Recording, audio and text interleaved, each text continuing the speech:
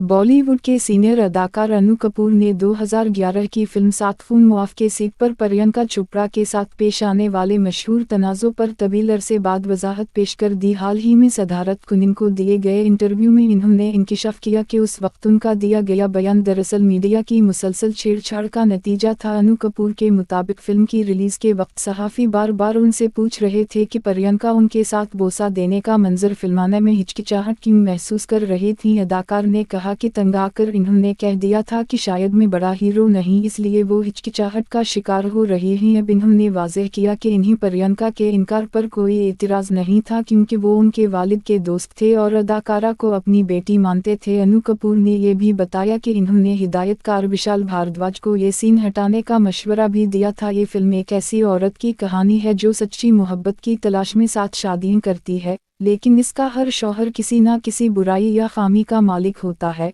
जिस वजह से वो अपने हर शौहर को रास्ते से खुद ही हटाती हैं, यानी इन्हें कत्ल कर देती हैं। औरत का किरदार प्रियंका चोपड़ा ने अदा किया था।